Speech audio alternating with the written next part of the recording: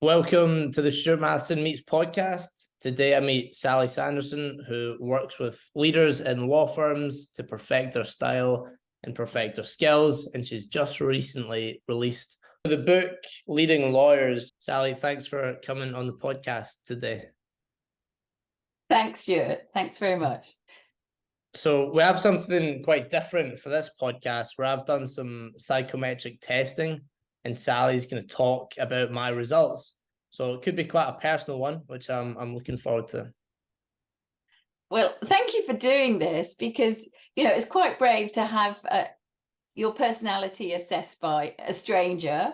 I think it's very helpful, but it's also very brave to share it with other people when you don't yet know what I'm going to say. So just for people to be aware, psychometric testing is just different ways, different things that we do to sort of measure something. And it could be intelligence, it could be aptitude. For you, what we've done is look at a measurement of your personal preferences that link to your behavior. So it's not deep personality, it's what people might see you doing at work, interacting with others. And if you were a leader in a law firm, which is my sector, it would be giving me some insights into how you might lead. So the one that you did is commonly known as the DISC, because it looks at 4 preferences. The first of which is how much do you use behaviors linked to dominance? Now, dominance is about being very assertive, very direct, quite demanding, those sorts of things. Influence is the I, and that's about really wanting to build relationships with people, wanting to be very popular. So it's a friendly, very communicative style. Not always good at listening if people have got I, influence, but they like to talk. Then the S is for steadiness. So how much you really like to keep control of things in your environment. So it's a very practical style. It's like playing it safe in the sense of, I don't want things to change. I have my own ways of doing things. And it's a very kind, amiable style. And then C is sometimes called compliance or conscientiousness or even cautiousness. And that's a very risk-averse style. So in the legal sector, for example, we see a lot of that because it's very analytical. People want to be perfectionists and so on. So Stuart, when it came to reading the report we gave you on your style, how much of it felt like you? I think that's always a good question to start with. Yeah, I think it seemed pretty accurate on the summary with the descriptive words. I would say they were pretty spot on, I would say. I always take naturally a kind of a critical view of these types of tests, but I think they were pretty spot on. They were pretty spot on. But I always wonder, could you apply them to anyone? Like if you showed those words to anyone, would they also agree with that? But for me, they wouldn't. Right. Yeah. They wouldn't. And it's interesting because I was expecting you to be a bit skeptical because, of course, that is in your style. Now, there are lots of strengths around being skeptical. You're not going to accept things on trust. You're going to research them for yourself. But typically people with your style, which has got lower influence in it, so is more probing, more skeptical, are the people I find usually are, oh, this could apply to anyone. Or actually, what I often get from them is, I can't believe it. I was really skeptical, and this has actually caught me very well.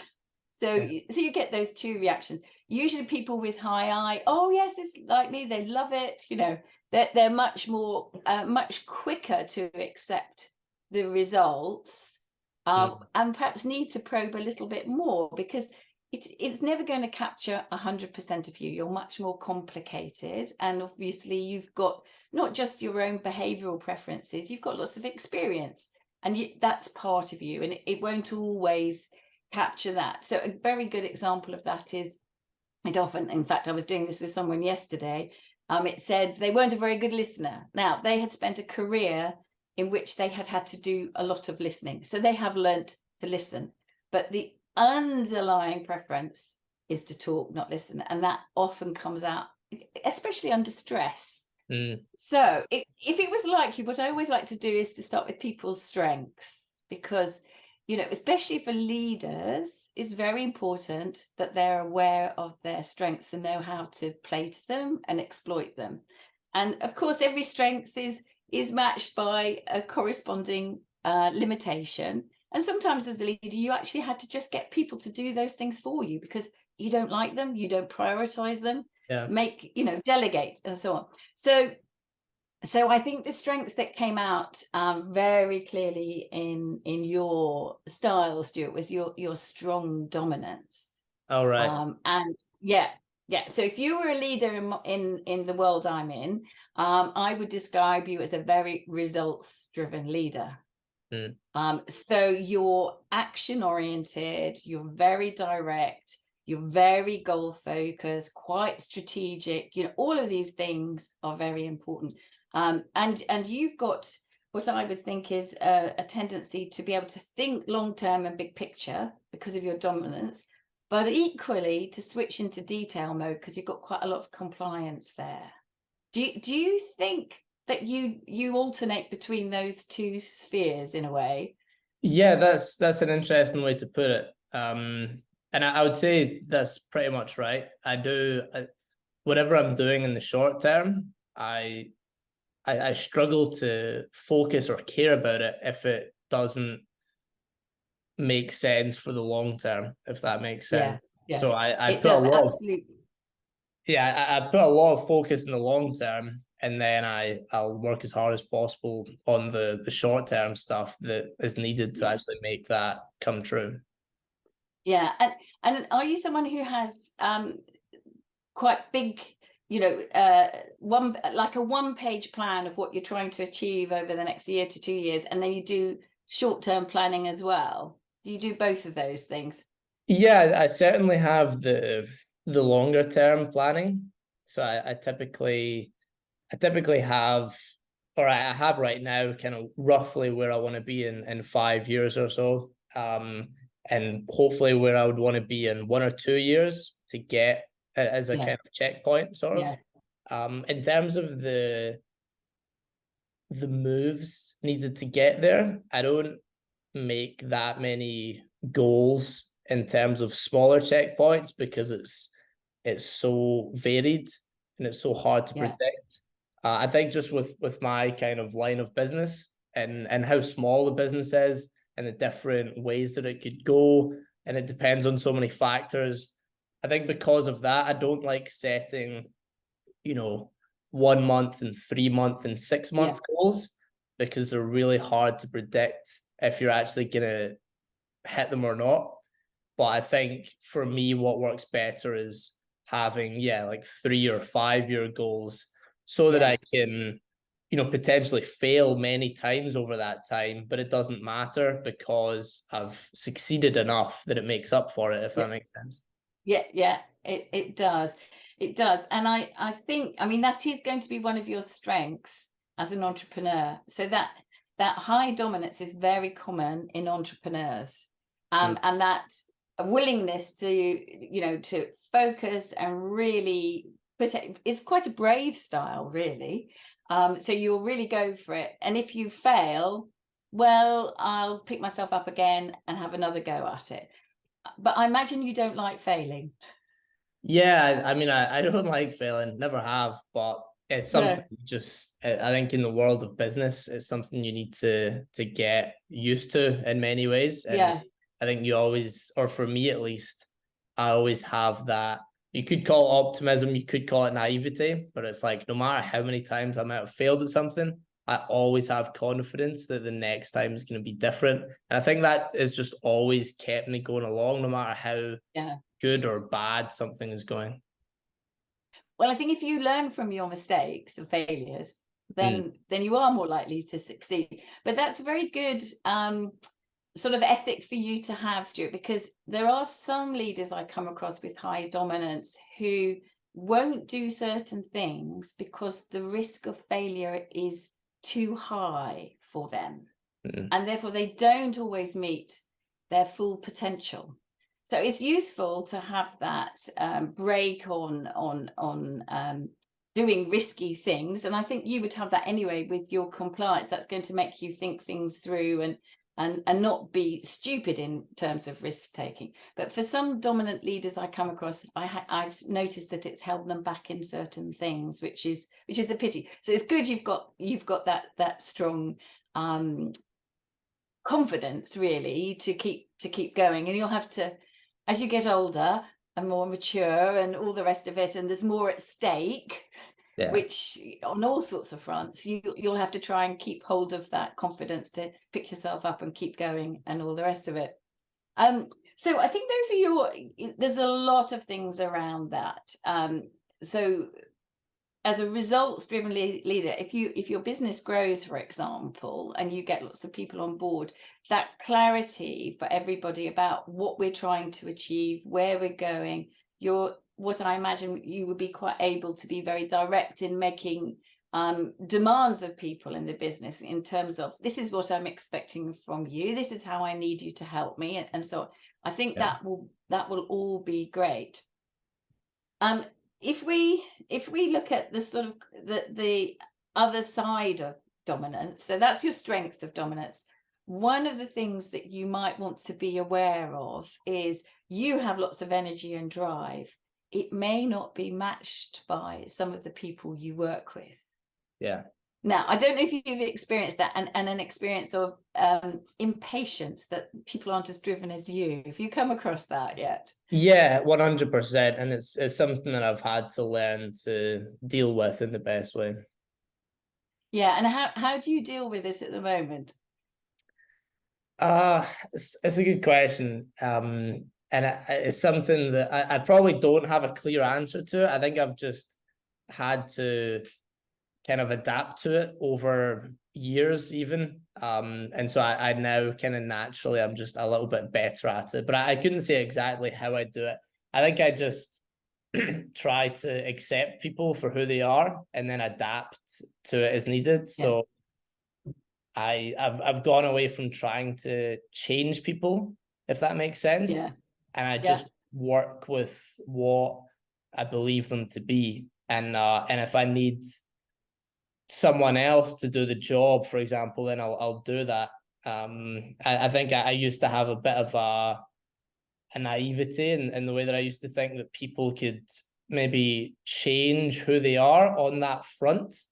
But I kind of have to accept that you can't really change that to an extent. And so I just try and accept the way that people seem to be in that way, and just adapt the way that I need to make the best situation from it.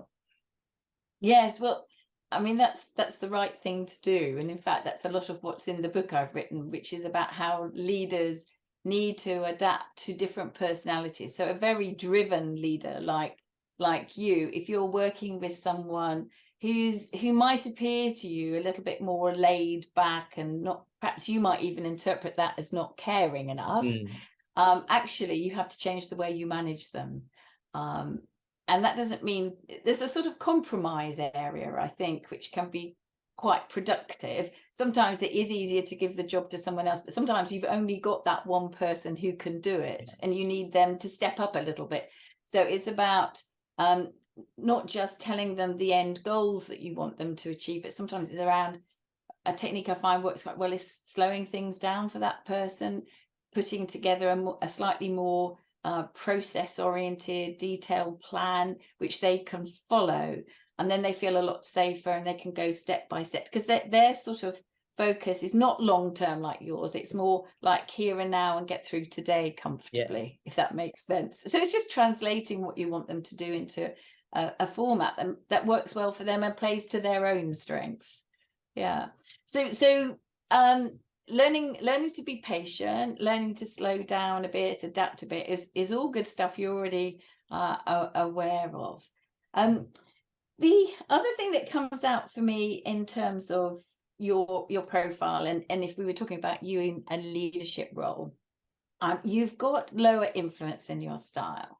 Now, what that usually means is that you will prioritize tasks and end results over people, in simple terms.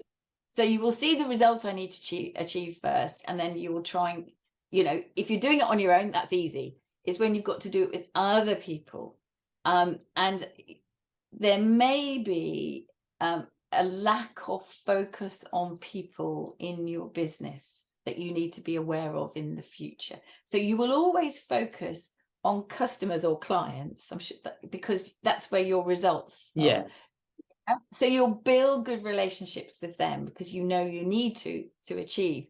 What you may need to start to think about as a leader as your business grows is, I need to invest as much time in the people I'm leading and building relationships with them, because only then will you be able to adapt in the way you're already talking about, accepting them for who they are, adapting to them, but also to tap into their own personal motivations, which may be very different from yours. So it's learning to be a little bit more people focused as a leader, and getting the engagement piece. Yeah. That might be more of a challenge. It doesn't mean you can't do it. What it means is you're less likely to prioritize it when you're very busy, or particularly if you're stressed. Yeah, I think that is probably the main part, prioritizing it less if I'm busy. Yes. or I feel pressure from something else. I think typically for the people that work for me, at least, I would say I have a good relationship with them, and I do have a focus on continuing to have a good relationship with them. Yeah. I do definitely prioritize the results and the end goals and that kind of stuff of the business, because as the owner of the business, I think you need to be like that in a way. It's the results and it's the growth of the business, etc., that comes first. But yeah, what you said at the end there, that's probably the bit that I resonated with the most, in the way that it probably drops to the end of the list, or it's probably the first to drop to the end of the list, when things aren't going so well. Yeah, and that's one of the reasons why I quite like DISC, because it shows what we prioritize. It's not about what we can or can't do. It's about what we will prioritize. And at work, all of us make choices all of the time about what we're going to do first and second. At the moment, you're building a business as an entrepreneur. That's an entirely appropriate way to be behaving, if you see what I mean. But if you were leading a bigger team, it might no longer be, because you're not just going out there yourself and building up your client base.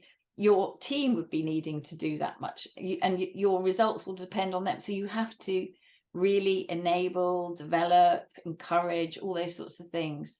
And that's where in the legal sector, I sometimes find partners with lots of dominance, very results driven, will be so focused on billing and getting clients happy that they forget that the people who are doing the work have to be satisfied with what they're doing. They have to feel they've got a career, they have to feel they're developing, and so on.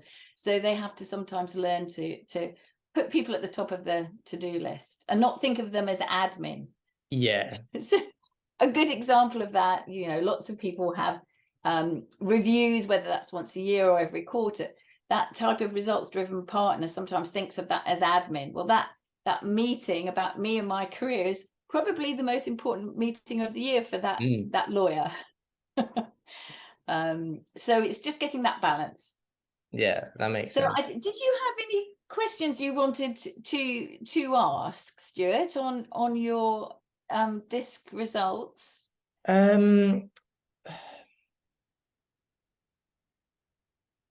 not sure. I think obviously for me, I need to bear in mind that the sort of report that comes out isn't 100% applicable, in the way that it's more built for bigger teams, leaders of teams, that kind of thing. So it is slightly different.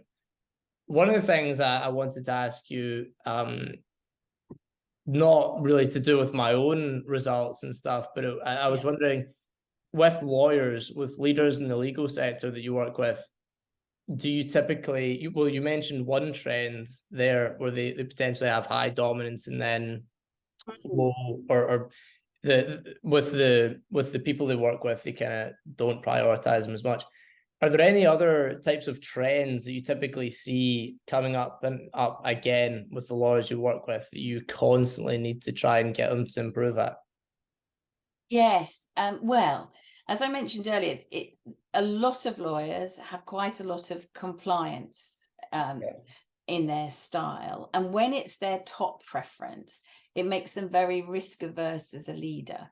And so that's something I end up working with people on quite a bit. And the first signs of it are quite early on in relation to delegation. So they may be, because they're so risk averse and cautious, and they're perfectionists usually and have very high standards, they find it very difficult to delegate.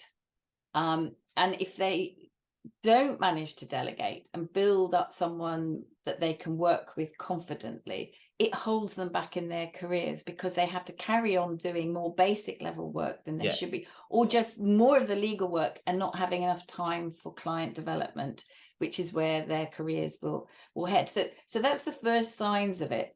But then when they become a partner and a leader, or a leader of a practice group, that type of thing, that style can still create problems for them.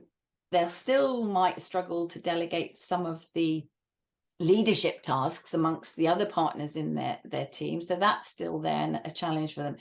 But also they can have a sort of slightly formal, aloof style where they expect everyone to respect them because they are the most senior lawyer or the most expert lawyer in the team, for example, and therefore they don't invest very much in people and relationships. And it's the same sort of problems that we can get with the dominants, but it comes out a little bit different.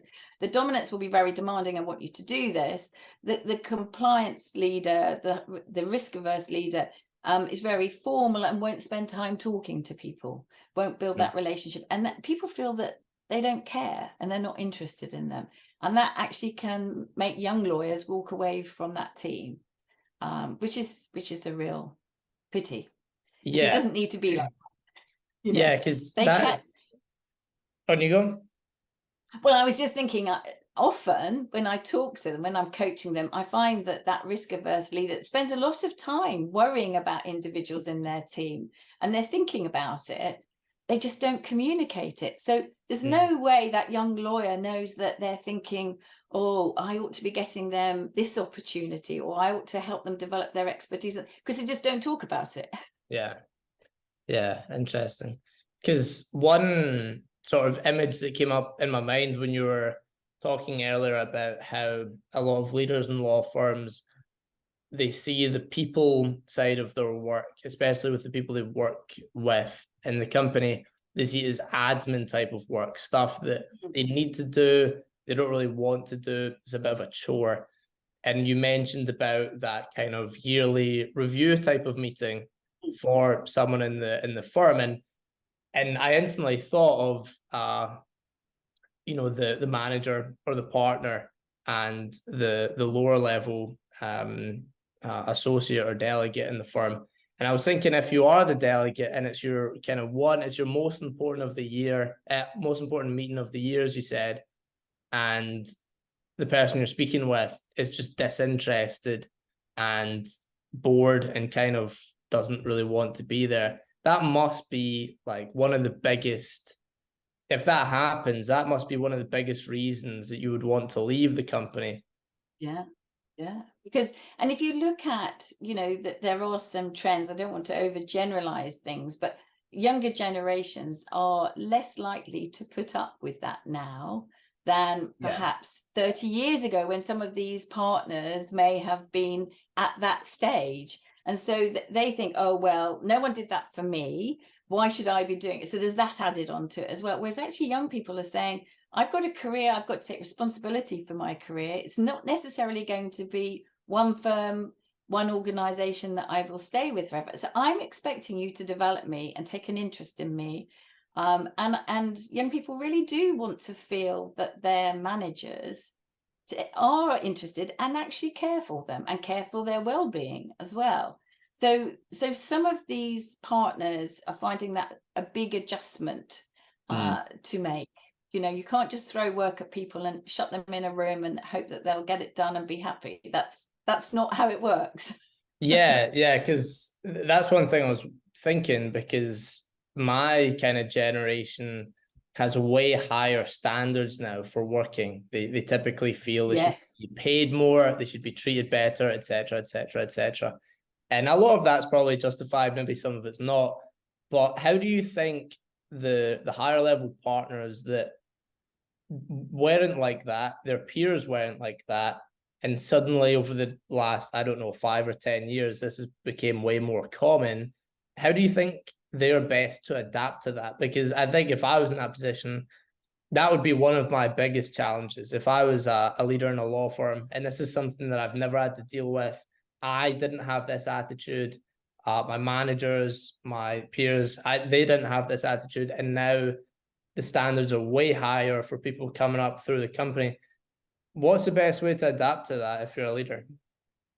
Well, it's a big challenge, and I'm working with quite a few partnerships on that exact thing. And of course, it's not easy, but they do have to. I think the number one change they have to make is to spend more time with their people, and make sure that everyone in the team is doing that. And one of the challenges that law firms have is that there isn't a manager relationship directly. So one partner may have, say, 4 or 5 lawyers working with them, and they will share those lawyers with another partner.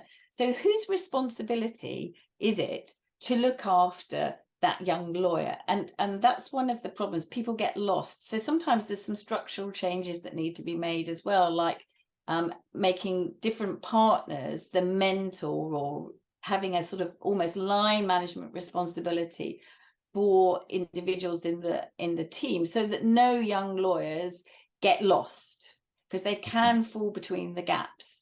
So it's spending more time, having some structure around that. And of course, hybrid working, where people might be only in the office 2 or 3 days a week and working from home a couple of days a week, that has made this also more difficult, because if you're not getting face-to-face time, how do I know that you're even thinking about me or caring about me, or making sure I'm getting my fair share of decent work, if I can't see that happening?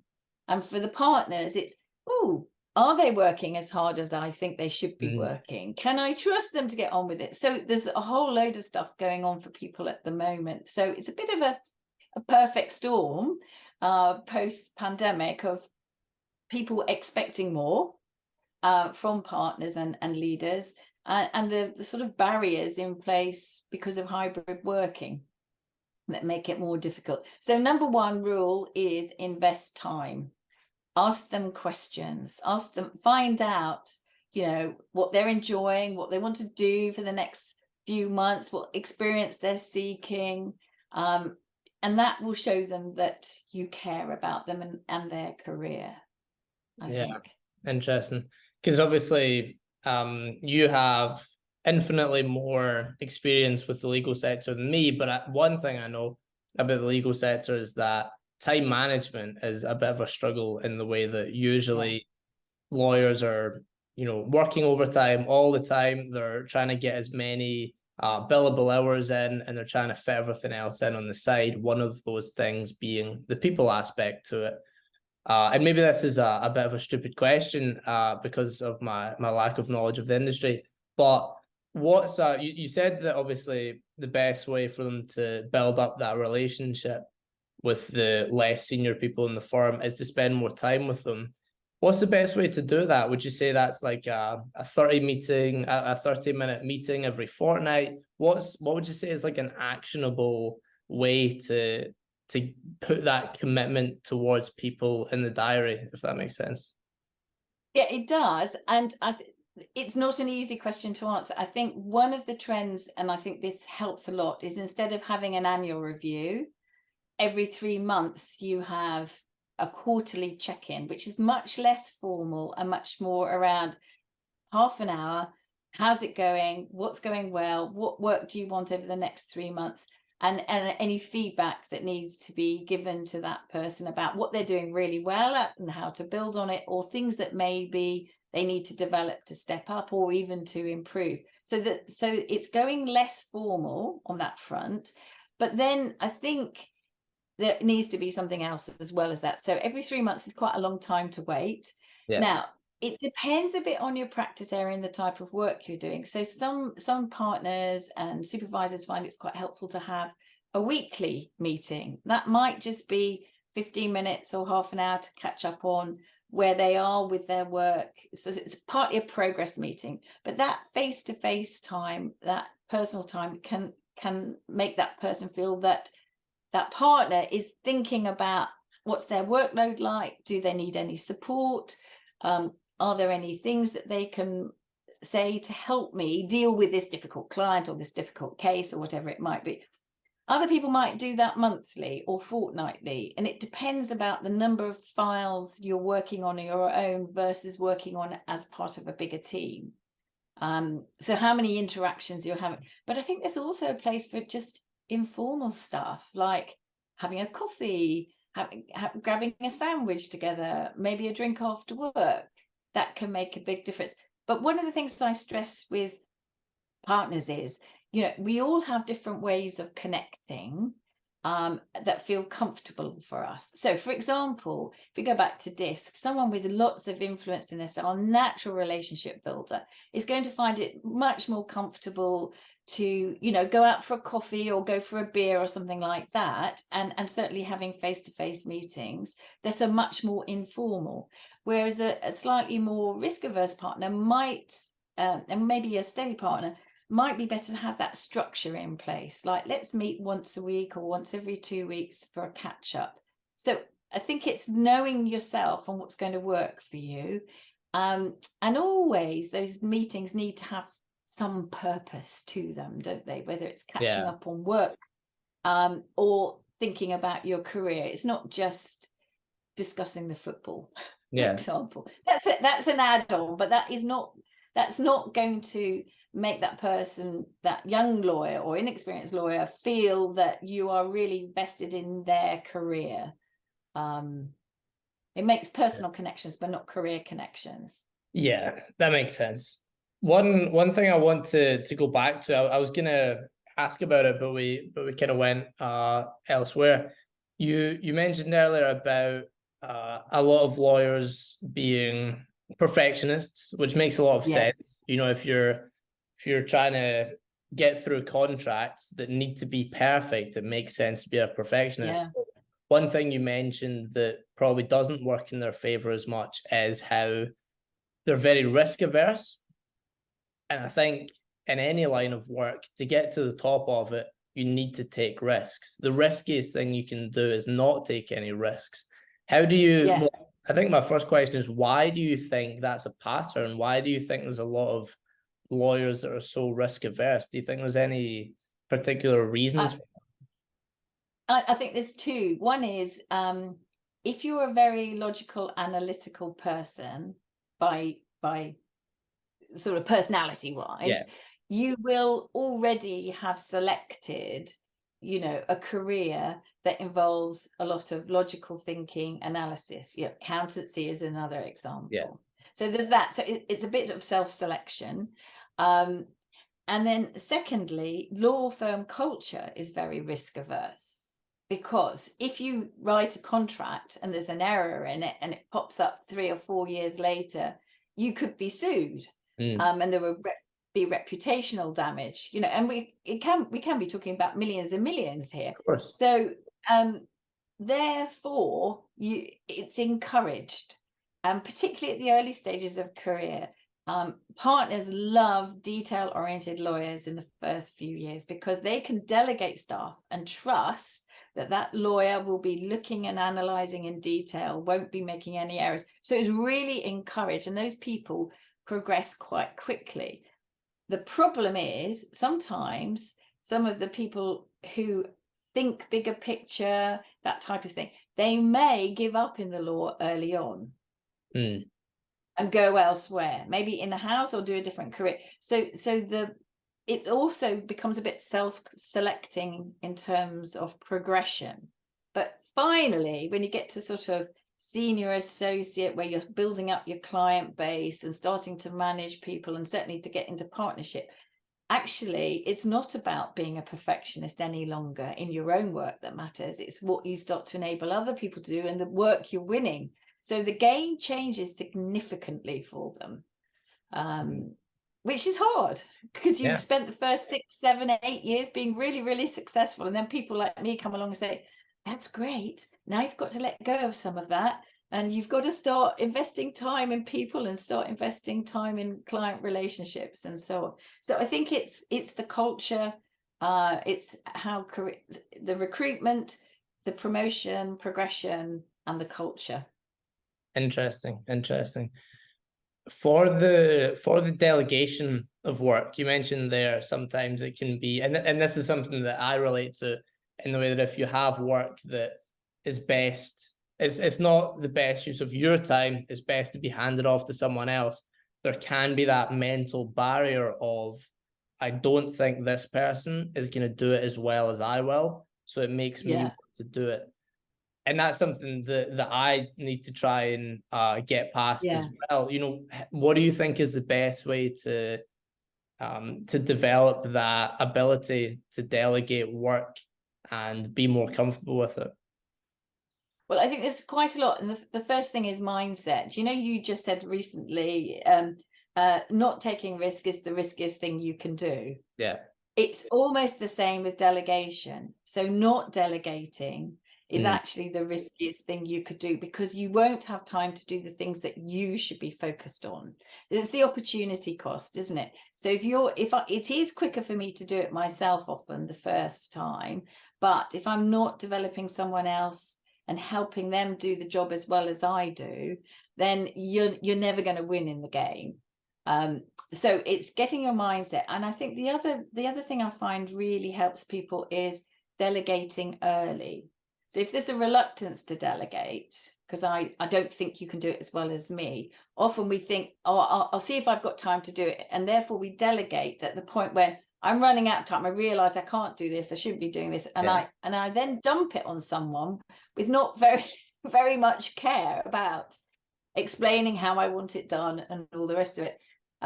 So there's delegating early. And I think the other thing is really playing to some of the strengths that perfectionists often have, which is around planning. So planning, how am I going to delegate it? How am I going to motivate them to want to do as good a job as me? How much guidance do they need? Because if you give some of these very risk-averse lawyers will micromanage. So they delegate because they know they shouldn't be doing, but they won't let go.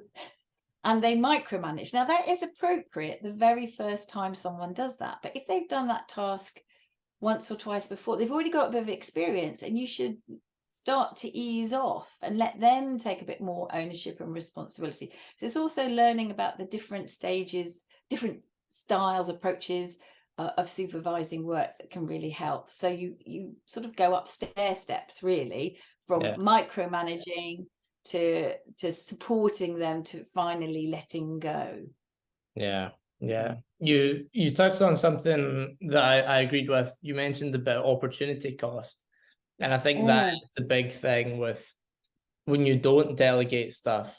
And the reason I think it's so easy to get caught in that cycle of not delegating and keep doing the same tasks that deliver the same amount of value, and therefore you're not growing, you're not going upwards, but you don't realize it because there's no tangible cost, because the cost is opportunity cost, which that's only something that you perceive, if that makes sense.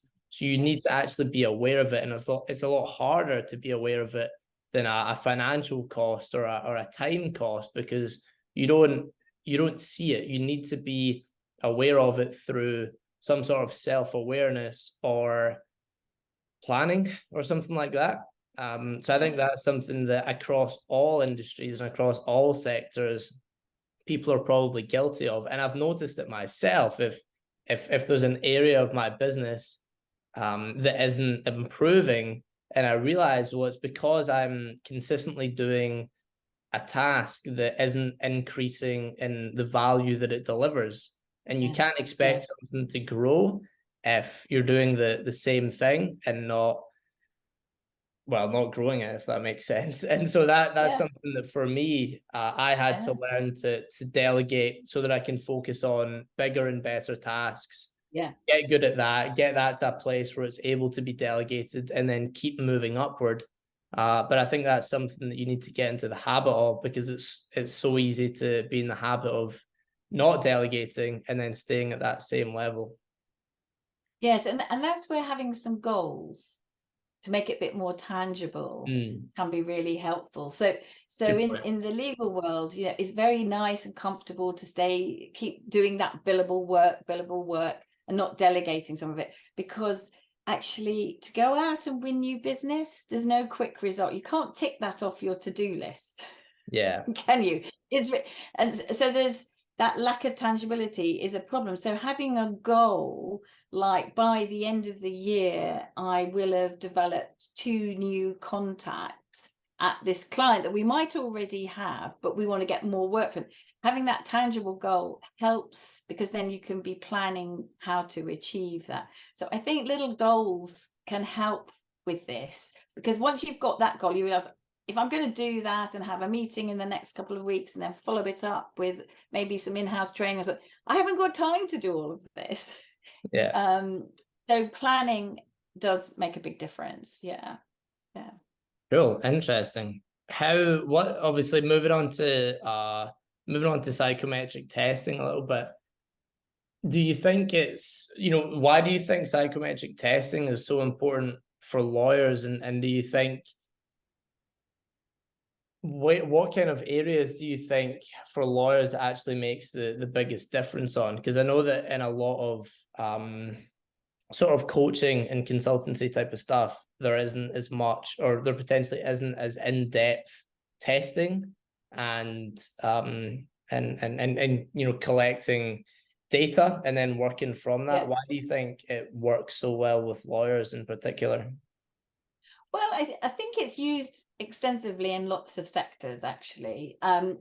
It's useful at the recruitment stage. It's useful for promotion. It's useful for development. It's useful for enabling people to work more effectively with other people, teamwork. And I even use it to help a whole partnership team develop, and sort of organizational culture.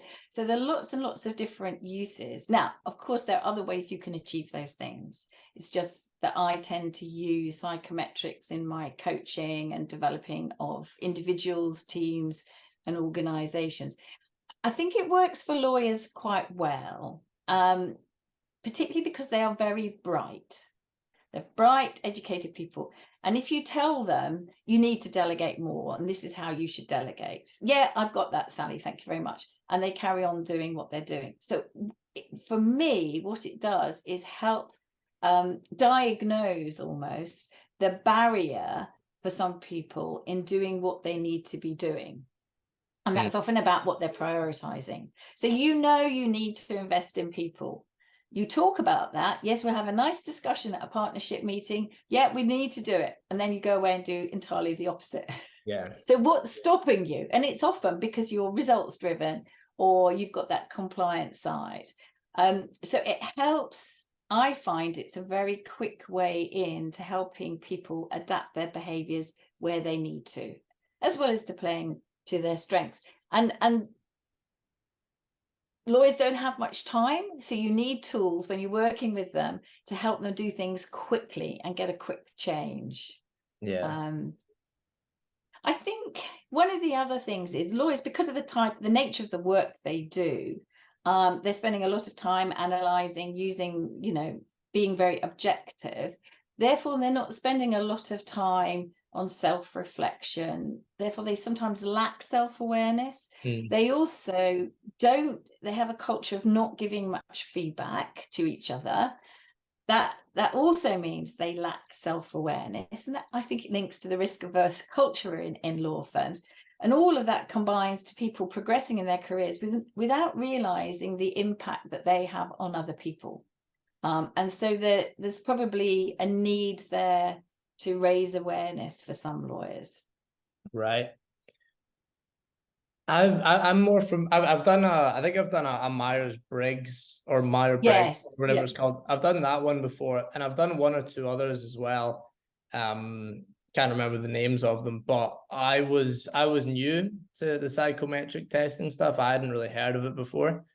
I'm wondering what got you into that originally? Was there some way that you learned about it and then really took an interest to it. Well, I got into it when I was heading up a learning and development function in a law firm. I'd had a taste of it on the receiving end earlier in my career and found it quite interesting when I was working for Arthur Anderson, and Right. they used it in their training programs. And so when I was running this learning and development function in a law firm, we were looking at how can we get the lawyers to change behaviors, and we started looking at DISC as one particular tool to do that. And once I got hold of it and started to realize how powerful it was in changing behaviors, increasing self-awareness, making people more effective, making people get on better with each other, that's really how I started to that's the route I took, and I got qualified in a whole range. You have to be licensed to use these things, so I got qualified in a whole range of psychometrics.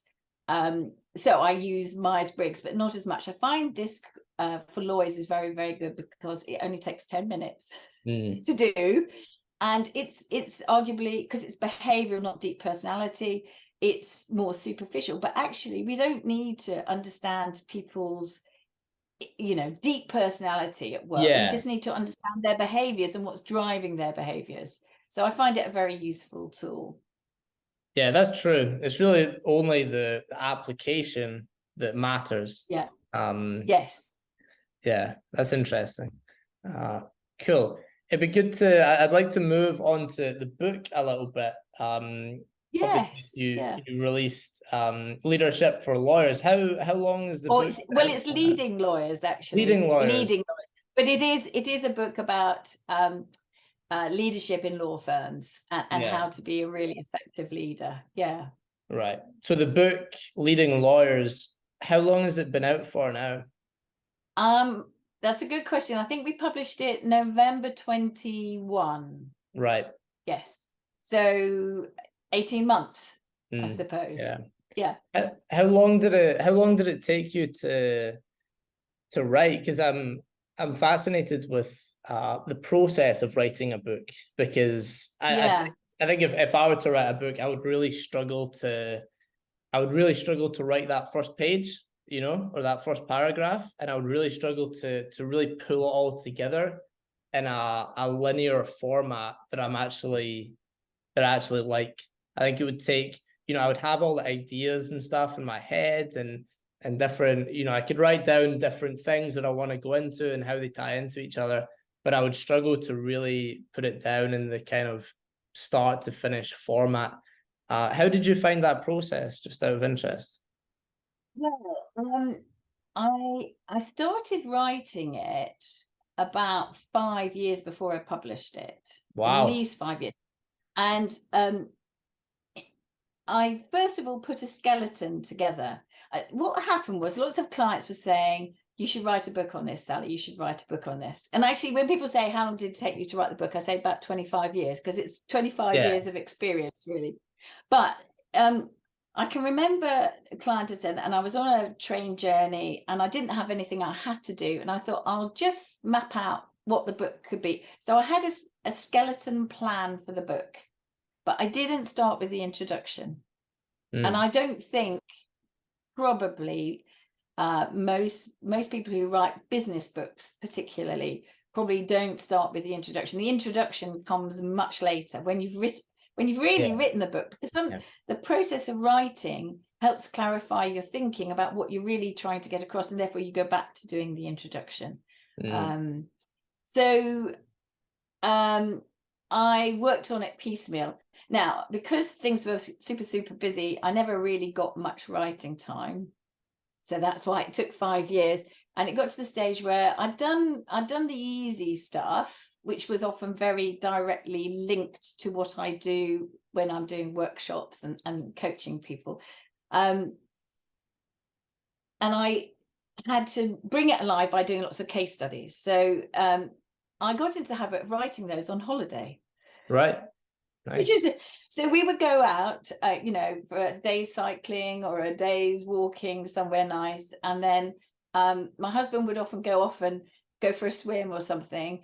And I would sit on a terrace somewhere lovely and warm or on a balcony with the laptop and write a case study. Mm.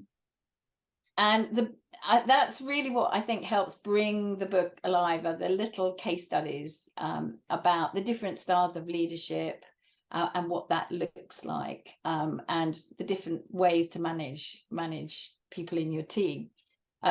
So some of it that happened. Then the real answer is I finished it off during COVID, because suddenly all my work was cancelled. I'm often booked up for 18 months, 2 years in advance. Suddenly it was 2 or 3 weeks into COVID, the diary was cleared.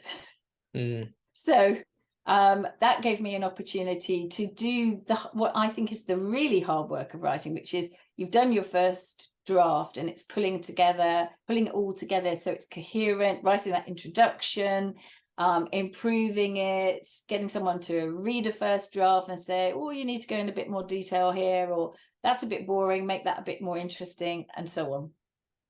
Nice. So that's probably not a very coherent answer.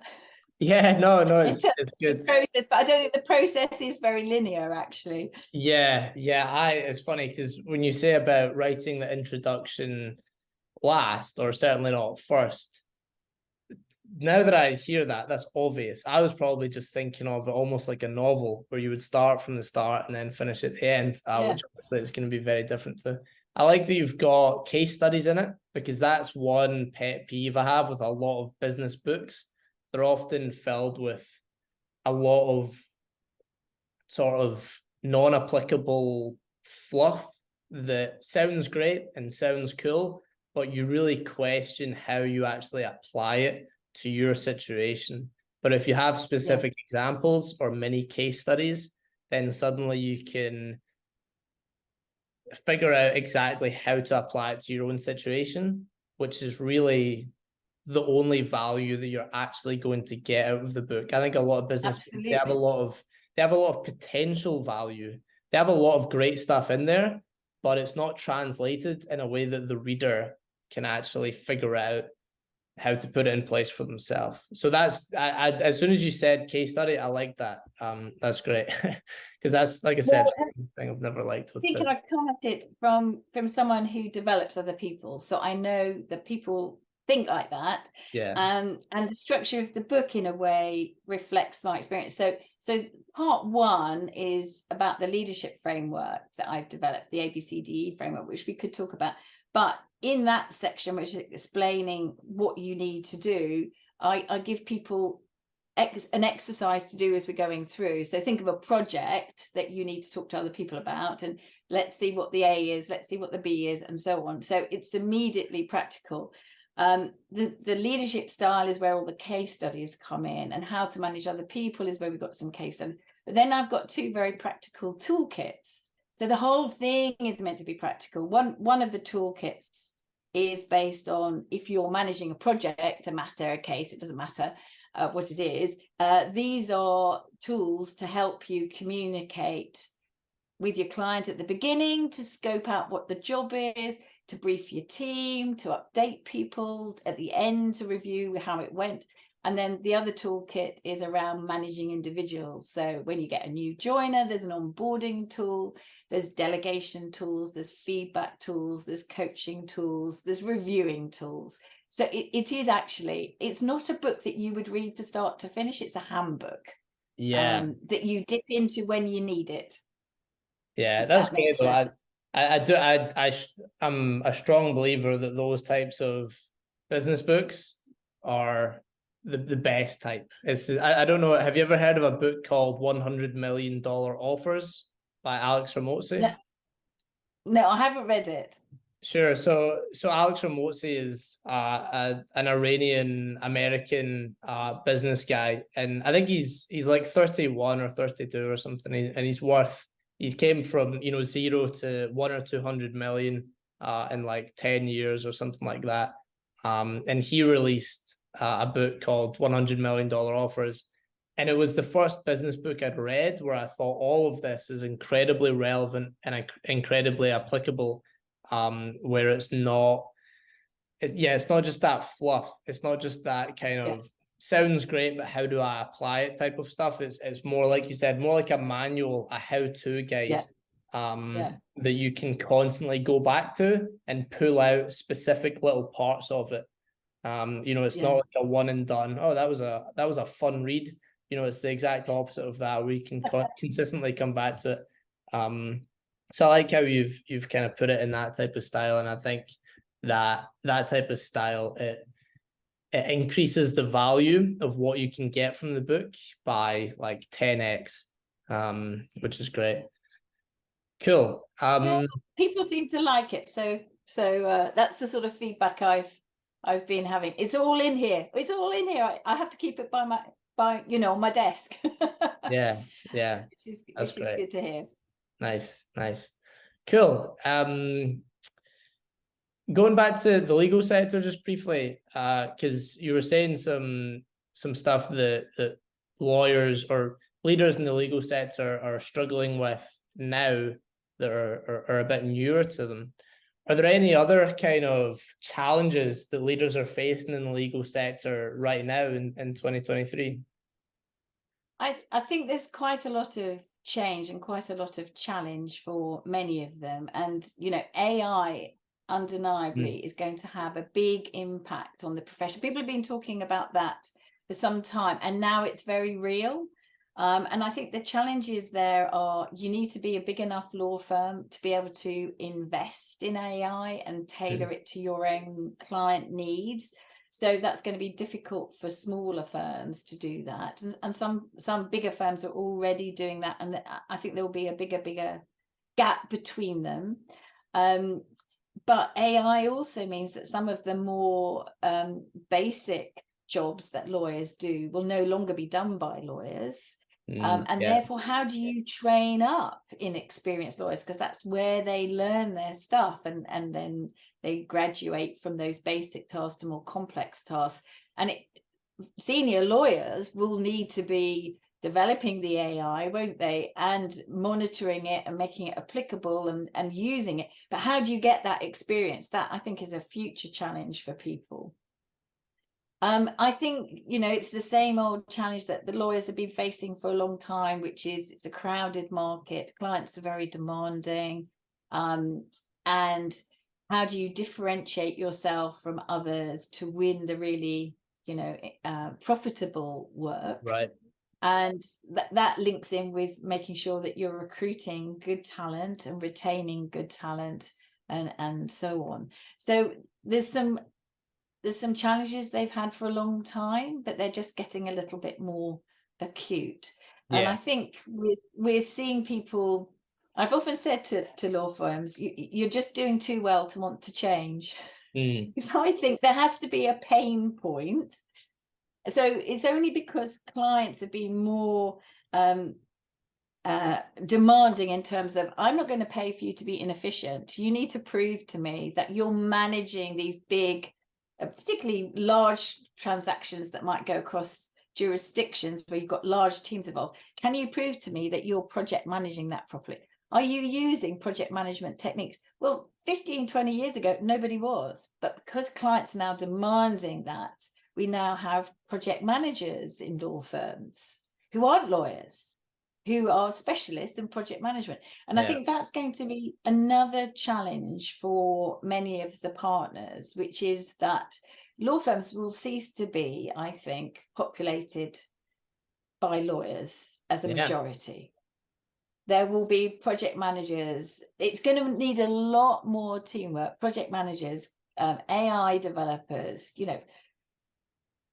Yeah. Lots and lots of different people who aren't lawyers and need to be managed and led in a different way. And teamwork's going to be very important. Yeah. So I think the next 10, 15 years could be very interesting in the legal market. Yeah. Because I was gonna, as you were saying that, I was gonna say, do you think there will be more and more law firms that have more and more in-house specialists for niche technology or niche Yeah. areas like project management or AI or that kind of stuff? And the entrepreneur in me kind of got like an idea instantly when you were saying earlier about how for the bigger firms that's no problem. They'll have the budget to bring someone in, that kind of stuff. They'll have a process, no worries at all. But for the smaller legal practices, it will be harder to keep up with these trends and to keep up with the latest tools and AIs and all that kind of stuff. And so naturally, I thought, I wonder if there's a gap in the market there for some sort of legal sector, some sort of AI consultant aimed at, I don't know, 0 to 10 million or whatever the applicable revenue frame would be, but let's call it 0 to 10 million law firms, where they would come in and they would set up the systems that are fitted to that size of law firm, and get paid whatever fee makes sense for it. Do you think that's something that could come up in the near future? It might well be, or it could be that there's a need for someone to come in and adapt something some AI that's being developed for the legal profession as a generic thing, adapting it to their client base. Interesting. Yeah. Whereas I think at the moment what's going on is a lot of it is a large law firm saying, we've got this client need, let's see how we can use AI to do this. So, there's already a lot around automated contracts and stuff like that, but we're talking about a different level here. Yeah. I think there's probably a need for people to be talking to law firms of lots of different sizes about the potential for AI in their businesses. So I think there's a long journey for people to go. But this is where the risk-averse culture comes in. Some law firms aren't good at investing in technology because it's such a big amount of money, and you think, well, in another 3 years that will be out of date, and so they're operating on clunky systems. Yeah. And now we're asking them to invest in AI too. Yeah, it's a lot, especially if you're that partner where for most of your career you've just been focusing on doing legal work and then delegating it and then managing, and now you have to take into account all of this kind of stuff as well. Could be a headache, certainly. Well, and you may argue that actually my business, the clients who come to me because not only because of my expertise, but my relationship, my personal relationship with them, how I take care of them, how I comfort them in times of stress, particularly litigators, for example. And AI isn't going to replace that. But they are going to get threatened by people coming in and being able to do things much cheaper. So I think there's going to be quite a little bit of challenge in the marketplace. Yeah. Do you think for this sort of transition periods where AI is pretty new, people are just getting used to it, trying to figure out how they should be applying it to their business. I think a lot of people as well are trying to figure out the rate of change for AI, because I think the speed that AI has came into play and developed over the last year or so. I think it was roughly November of last year where it started to become quite public. So I think people are still trying to understand the rate of change of AI, and it's hard to figure out how much you want to invest or how much you want to get involved with it and stuff like that if you're still unsure of that, because like you said, you don't want to put money into technology that's going to be irrelevant in 3 years, never mind 3 months with the way the AI is going. So I think right now we're in that kind of transition period where people are really just trying to figure out the basics that they need to make informed decisions with how they want to deal with it, if that makes sense. So do you think that for law firms right now, they should be, as much as possible, trying to utilize the personal connections that they have so that they're not losing out to companies that are using more AI while they're trying to figure out how they're going to adapt to it, if that makes sense? Yeah, I think you would always say, any lawyer would always say that it's the relationship that you have with your clients that's the premium, and that won't change.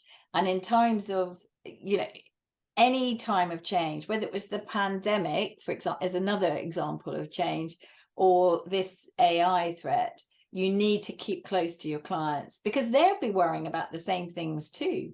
Of course. Inevitably. So there's useful discussions to have around how's it affecting your business? What should we know about that? And I think linked with all this is learning from trying to take technology and adapt it for what you want. So almost like little pilot projects, because people learn a lot. So if we go back to sort of just basic automation of some legal tasks, there's a couple of clients that I've got who have done quite a lot in that area, and they've been surprised by how much resource it takes to make something work, and therefore you can't think, oh, in this area we'll have this, and in this area we'll have that, and so you've got to actually really prioritize, focus your resources, and be very conscious of what you're learning about the process of automation or using AI, so that you can carry that learning into other areas. Otherwise, if you've got 8 projects running simultaneously, the investment is massive, plus you're not likely to learn from it, and you're more likely, I think, to have lots of failures. So it's getting in and experimenting in a very conscious way, I think. Yeah, interesting. Cool. So tell me a little bit about the leadership framework that you mentioned to me beforehand for lawyers.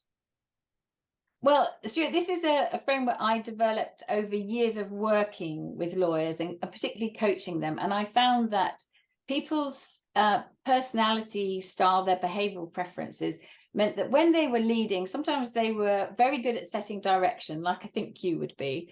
But they might not make time for really motivating, engaging people, or they might not make time for the implementation piece. So it became very apparent that personal disc preferences meant that leaders were prioritizing some parts of a leadership conversation and missing some out. So the tool is to help us supplement what we would naturally instinctively do.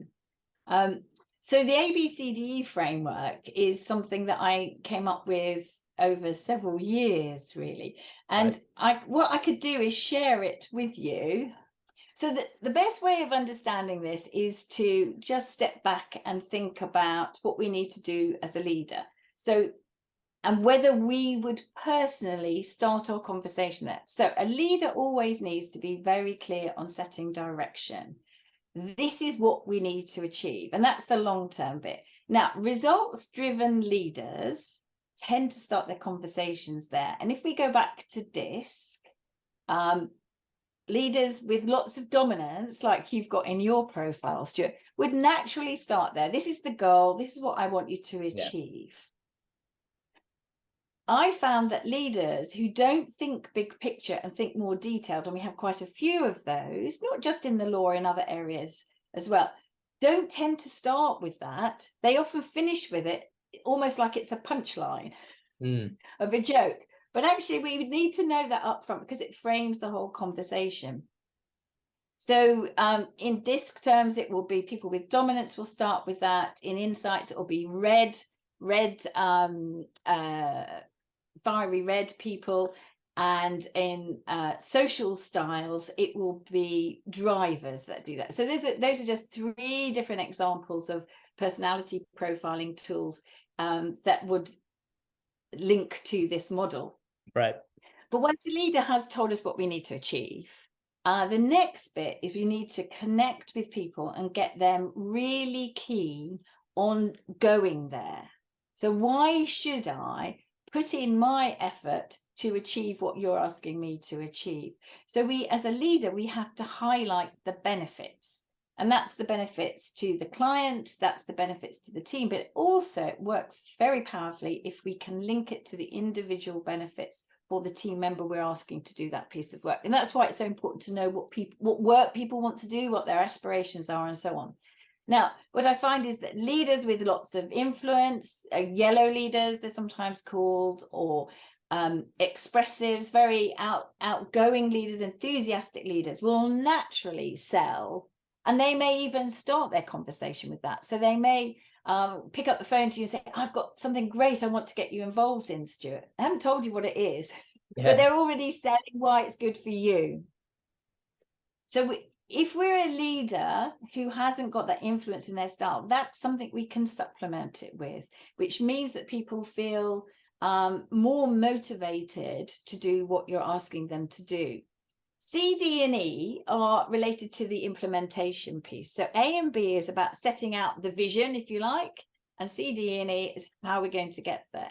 So C is, let's clarify the steps we need to take to get this work done to achieve this goal. Now, if you've got a very experienced team member, you may not need to spell that out, but you need to have a chat about how they plan to do it. Yeah. And C is a stage where people with lots of steadiness in their style, they're often known as earthy greens as well, or as amiable types in different systems. They will often start with that. This is the process. They will give people, for example, a checklist. This is what I want you to do, but they may not have told them about the overall picture, the A and B. It's certainly an important stage that if we tend to have low steadiness in our profile, we need to supplement that in and make sure that people are clear what they're going to do and what's expected of them. Now, D is the natural starting point for those risk-averse people we've talked about. So leaders with lots of compliance, very analytical leaders, cool blue leaders, are different ways of thinking of them. They will often start a conversation with, oh, we've got a terrible challenge here ahead of us. This client's super demanding. We've got no time to get it done. And you can imagine that they're seeing this as a problem that needs to be solved. So it makes sense to them. But that's very demotivating for most people in the room. They want to be inspired. What am I trying to achieve here? Not why is it so difficult?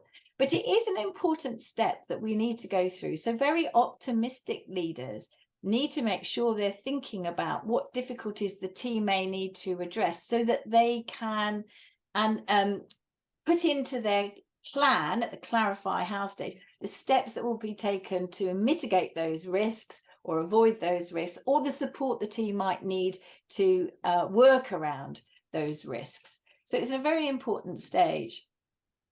The final stage of the framework, E, is we need to evaluate the progress we're making and outcomes at the end. And I find with all the very busy people I work with, they don't prioritize that enough. It's not linked to personality, that one. It's just linked to busyness.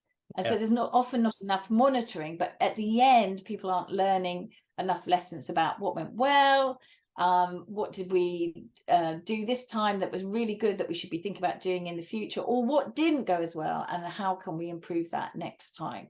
So it's a very simple framework that makes you plan an efficient conversation, whether it's one-to-one or with a team, about what we're trying to do, why it's so important, and how we're going to get it done. And let's make sure it has been done, and we've thought about the risks en route as well. The toolkits in the book link to this framework, but it's a very practical approach. I've done it for lawyers, but I use it myself in other areas. For example, I'm a leader of a volunteer group, and I use it with them.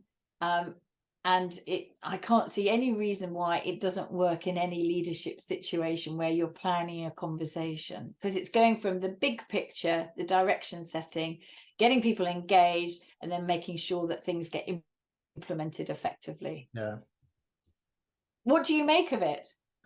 Yeah, it makes a lot of sense. It's really good because I think if you're going into something new, some sort of strategy or plan, it's so easy to miss one or two of these, and then it can come back to bite you.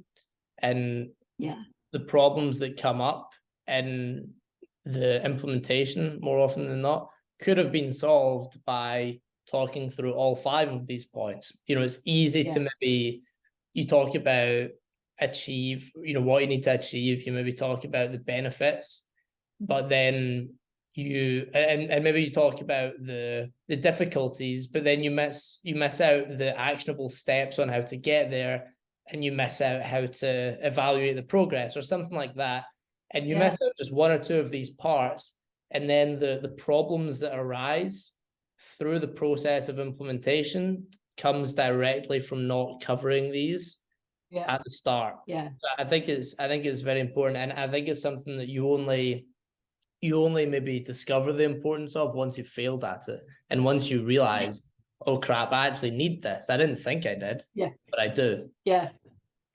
And I think that's absolutely right. The other thing that's quite useful about it is, you were talking earlier about adapting to different types of people. If, for example, you are working with someone who is very relationship oriented, lots of influence in their style, very, very positive, for example, if you miss out benefits for them, they're going to think this isn't very inspiring. So the tool forces you to cover the things that individual team members may want to be hearing. And another example of that is if you miss out that C stage, clarify how, if you've got people who are very process oriented, very steady in their style, they won't trust you. You haven't thought about this. You haven't, you're setting me up to fail here because you've told me what you want and why it's so important, but you haven't thought through the practicalities of this. And it's the same for people with high compliance. If you don't show you've addressed, or even if you don't ask about possible difficulties, they again will think that you're setting them up to fail. So it forces you to address what's important for the individuals. The other thing is, to be perfectly frank, I think it's in an order that makes sense from a leadership point of view, in the sense that we need to set direction first and engage them. But it also works with people's attention spans, because what I found is that people with high compliance and high steadiness are much more patient than people with high dominance and high influence. So if you don't nail it very quickly, what we've got to achieve, those people with high dominance like you, you're off. So, I've lost you before we've started. If I start with the difficulties, I've lost you. And if you haven't enthused me, I'm only half listening. I'll be thinking about something else. So it works with people's attention spans too. That's really interesting to hear your decision making around the order of the 5. I never would have thought about that. I probably would have just thought of it as A, B, C, D, E. That makes sense. But I never thought about it was meant to make it easy. Certainly. And it's a good. The other thing I never thought of was how, because I was saying how when you miss out 1 or 2 of these, the problems that may come up in the execution will relate to what you missed out. But I didn't think of that from a people standpoint, where if you have, let's say, 4 people in the team and they happen to, be very high up in each of the DISC, then the part that you miss out could mean that one person doesn't listen or doesn't take the attention to it that they should. So that's another part of it that I didn't think of. Or just feel comfortable. They might not feel comfortable. And they may not, depends how assertive they are, they may not ask the right questions because you haven't enabled that part of the conversation. It's a planning tool, and therefore that's the toolkits are linked to this. So it works in practice. That's what I do know. Yeah, that's the main thing. That's what matters, certainly.